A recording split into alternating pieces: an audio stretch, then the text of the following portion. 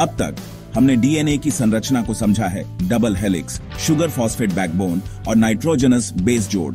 लेकिन डीएनए सिर्फ मौजूद नहीं रहता, इसके पास एक बहुत महत्वपूर्ण कार्य है और वह है अपनी नकल करना, यानी डीएनए पुनरुत्पादन, रेप्लिकेशन।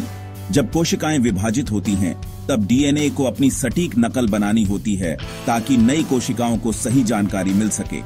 डीएनए पुनरुत्पादन एक बेहद जटिल लेकिन शानदार प्रक्रिया है और यह हमारे जीवन के हर पहलू में बेहद महत्वपूर्ण है। तो चलिए इसे समझते हैं।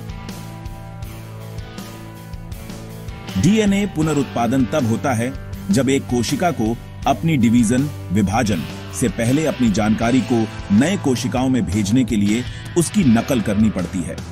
प्रक्रिया की शुरुआत होती है हेलिकेस नामक एंजाइम से, जो डीएनए के डबल हेलिक्स को खोलता है। यह एंजाइम डीएनए के दोनों स्ट्रैंड्स को अलग करता है, ठीक वैसे जैसे आप सीढ़ी के दोनों किनारों को अलग कर देते हैं। जब यह स्ट्रैंड्स अलग हो जाते हैं तो यह दो सांचों के रूप में काम करते हैं, जिनके आधार पर नए स्ट्रैंड्स बनते हैं। अब डीएनए पॉलीमरेज नामक एक और एंजाइम काम में आता है। यह एंजाइम नई नकल बनाने के लिए जिम्मेदार होता है। डीएनए पॉलीमरेज पुराने स्ट्रैंड, जो अब एक सांचे की तरह काम कर रहे होते हैं, के साथ मिलकर नए नाइट्रोजनस बेस जोड़ता है। याद रखें, पुराने स्ट्रैंड का आधार के साथ एडेनिन, ए को थाइमिन, टी से साइटोसिन, सी को ग्वानिन, जी से जोड़ना और इसी तरह से सही जोड़ बनाना बहुत जरूरी है। डीएनए पॉलीमरेज इन जोड़ के जरिए नए डीएनए स्ट्रैंड्स बनाता है, जो ठीक पुराने स्ट्रैंड की तरह होते हैं। जब डीएनए पॉलीमरेज दोनों स्ट्रैंड्स को पूरी तरह से जोड़ देता है, तो नया डीएनए पूरी तरह से बन चुका होता है। अब दोनों स्ट्रैंड्स एक दूसरे के साथ जोड़कर फिर से डबल हेलिक्स का रूप लेते हैं।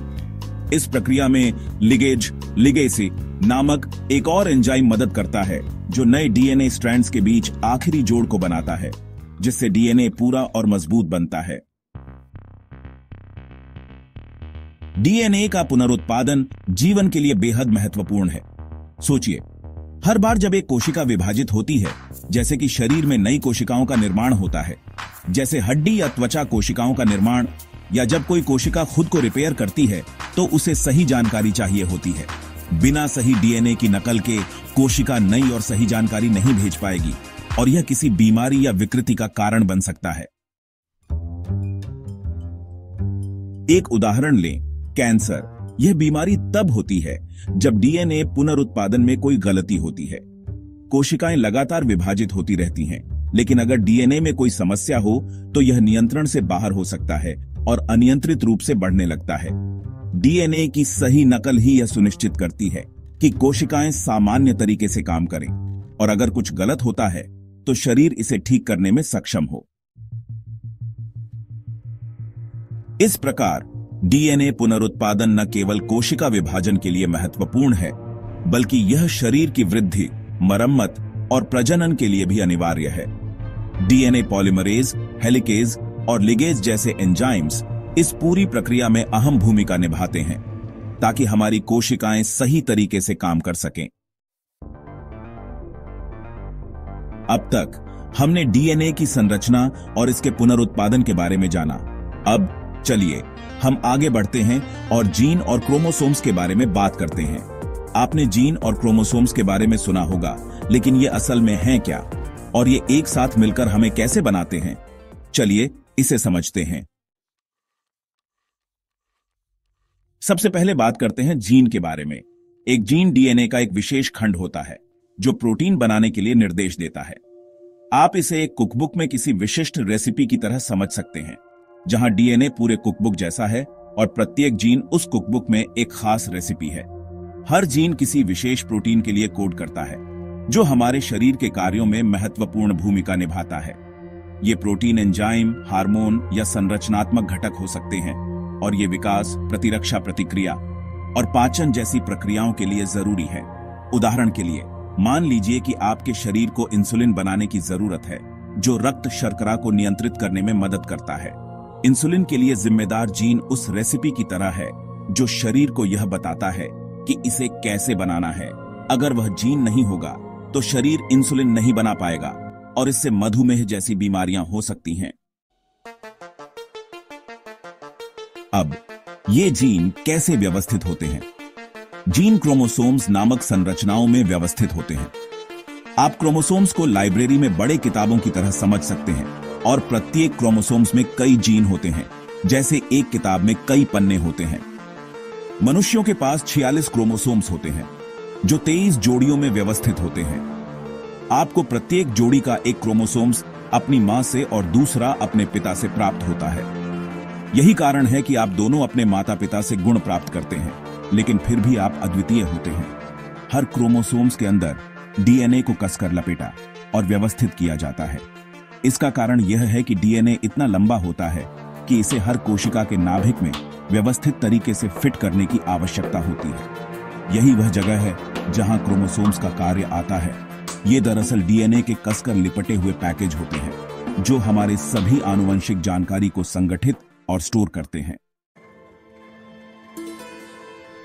अब बात करते हैं विरासत की। हम क्रोमोसोम्स को अपने माता पिता से कैसे प्राप्त करते हैं? जब अंडाणु और शुक्राणु मिलकर एक नया कोशिका बनाते हैं, तो प्रत्येक आधे क्रोमोसोम्स देता है। 23 क्रोमोसोम्स मां से और 23 पिता से। ये क्रोमोसोम्स वो जीन होते हैं जो हमारे आंखों के रंग से लेकर हमारी ऊंचाई तक और यहां तक कि हमारे कुछ बीमारियों के प्रति संवेदनशीलता तक का निर्धारण करते हैं। उदाहरण के लिए, अगर आपकी मां की आंखें नीली हैं और आपके पिता की आंखें भूरी हैं, तो आप भूरी आंखों वाला जीन प्राप्त कर सकते हैं और इससे आपकी आंखें भूरी हो सकती हैं। लेकिन याद रखें, यह हमेशा इतना सरल नहीं होता।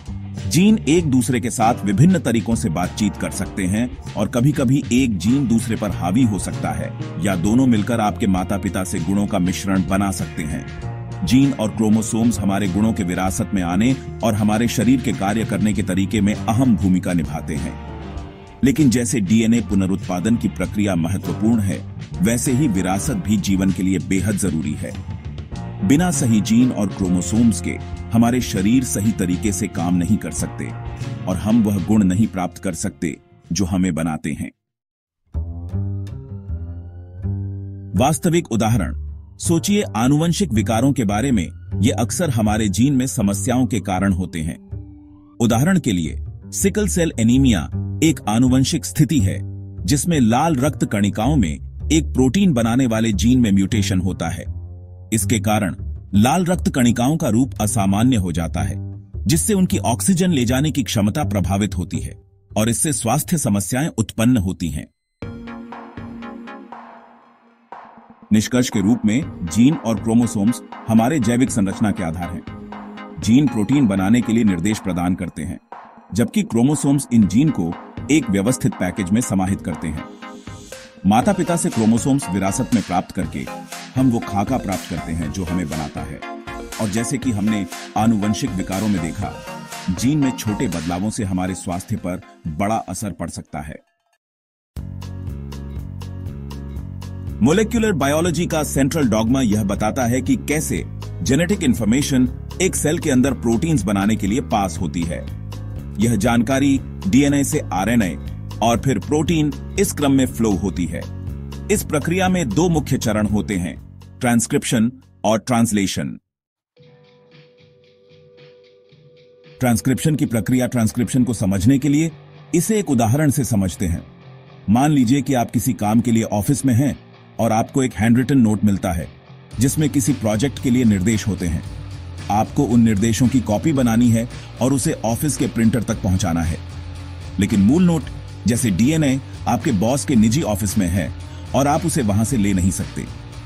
तो आप उस नोट की एक कॉपी जैसे mRNA मींस मैसेंजर आरएनए बना लेते हैं और उसे प्रिंटर तक ले जाते हैं। सेल में डीएनए सभी जेनेटिक इंस्ट्रक्शंस को रखता है, लेकिन यह न्यूक्लियस से बाहर नहीं जा सकता। इसलिए सेल mRNA की एक कॉपी बनाता है जो डीएनए के कोड को बाहर ले जाती है और साइटोप्लाज्म में प्रोटीन बनाने के लिए उपयोग होती है। इस प्रक्रिया में एक एंजाइम आरएनए पॉलीमरेज डीएनए के एक स्पेसिफिक क्षेत्र से जुड़ता है जिसे प्रोमोटर कहा जाता है। आरएनए पॉलीमरेज डीएनए को खोलता है, जिससे एक स्ट्रैंड सामने आता है जो mRNA बनाने के लिए टेम्पलेट बनता है। आरएनए पॉलीमरेज डीएनए की स्ट्रैंड को पढ़ते हुए एक कॉम्प्लीमेंट्री mRNA स्ट्रैंड बनाता है। डीएनए के आधारों के साथ आरएनए के आधार जुड़ते हैं, A यूरेसिल U के साथ और C ग्वानाइन G के साथ। जब mRNA पूरी तरह से बन जाता है तो ये डीएनए से अलग हो जाता है और न्यूक्लियस छोड़कर साइटोप्लाज्म में जाता है, जहां यह रिबोसोम द्वारा पढ़ा जाएगा और प्रोटीन्स बनाए जाएंगे। ट्रांसलेशन की प्रक्रिया। अब जब आपके पास mRNA है तो अब उसे राइबोसोम तक ले जाना है, जो उसे पढ़कर एक प्रोटीन बनाएगा। ट्रांसलेशन के दौरान mRNA को राइबोसोम पढ़ता है, जो एक तरह से प्रिंटर की तरह काम करता है, जो mRNA के इंस्ट्रक्शंस को इंटरप्रेट करता है। रिबोसोम mRNA को 3-3 न्यूक्लियोटाइड्स के समूह यानी कोडॉन्स में पढ़ता है। प्रत्येक कोडॉन एक स्पेसिफिक अमीनो एसिड को दर्शाता है। यहां tRNA यानी ट्रांसफर आरएनए की भूमिका महत्वपूर्ण होती है। प्रत्येक tRNA का एंटीकोडॉन होता है जो mRNA के कोडॉन से मेल खाता है। tRNA वह अमीनो एसिड लाता है जो उस कोडॉन से संबंधित होता है। मान लीजिए यदि mRNA AUG कह रहा है जो एक स्पेसिफिक कोडॉन है, तो tRNA उस कोडॉन के लिए मेथियोनाइन अमीनो एसिड लाएगा। रिबोसोम इन कोडॉन्स को पढ़ता है और DNA के माध्यम से एमिनो एसिड्स को जोड़ता है, जिससे पॉलीपेप्टाइड चेन बनती है। यह पॉलीपेप्टाइड चेन फिर 3 आयामी रूप में मुड़कर एक फंक्शनल प्रोटीन में बदल जाती है, जैसे एक चाबी का ताला में फिट होना। ये प्रोटीन्स हमारे शरीर में कई महत्वपूर्ण काम करते हैं, जैसे एंजाइम्स जो रिएक्शंस को तेज करते हैं या एंटीबॉडीज जो संक्रमण से लड़ते हैं। रियल लाइफ से जोड़ना इसे समझने के लिए एक और उदाहरण लेते हैं। मान लीजिए आप एक कार बना रहे हैं। डीएनए कार का ब्लूप्रिंट यानी डिजाइन है। ट्रांसक्रिप्शन एक कॉपी बनाने जैसा है जो आपको असेंबली लाइन तक भेजनी है। ट्रांसलेशन वह प्रक्रिया है जिसमें ब्लूप्रिंट को पढ़कर कार को असल में बनाया जाता है, जहां प्रत्येक हिस्सा जैसे टायर, इंजन और दरवाजे अलग अलग प्रोटीन्स हैं जो अमीनो एसिड से बनते हैं। जैसे एक कार तब तक काम नहीं करेगी जब तक उसके सारे हिस्से न जुड़ जाएं, वैसे ही हमारा शरीर भी प्रोटीन्स पर निर्भर करता है। ये प्रोटीन्स हमारी हड्डियों, मांसपेशियों, पाचन और रोग प्रतिकारक प्रणाली जैसी हर चीज को बनाने और बनाए रखने के लिए जरूरी है। निष्कर्ष, सेंट्रल डॉगमा, डीएनए से आरएनए और फिर प्रोटीन एक सतत, ठीक ठाक तरीके से संचालित प्रक्रिया है जो सेल्स को जेनेटिक इंस्ट्रक्शंस पढ़ने और प्रोटीन्स बनाने में मदद करती है। ट्रांसक्रिप्शन डीएनए से mRNA बनाने की प्रक्रिया है और ट्रांसलेशन mRNA का उपयोग करके प्रोटीन्स बनाने की प्रक्रिया है। इन प्रक्रियाओं के बिना जीवन संभव नहीं होगा। जैसे एक रेसिपी का पालन करके हम एक केक बेक करते हैं या कार बनाने के लिए पार्ट्स को जोड़ते हैं, वैसे ही सेल्स ट्रांसक्रिप्शन और ट्रांसलेशन के माध्यम से प्रोटीन्स बनाते हैं जो शरीर की सभी कार्य प्रणालियों के लिए जरूरी होते हैं। सेंट्रल डॉगमा यह सुनिश्चित करता है कि सही समय पर सही प्रोटीन्स बनाए जाएं ताकि शरीर ठीक से काम कर सके और स्वस्थ रह सके। आज के लिए हम इस विषय को समाप्त करेंगे, लेकिन हम इस विषय को अपने अगले वीडियो में जारी रखेंगे, क्योंकि ऐसी कई चीजें हैं जिन्हें हमें जानना आवश्यक है।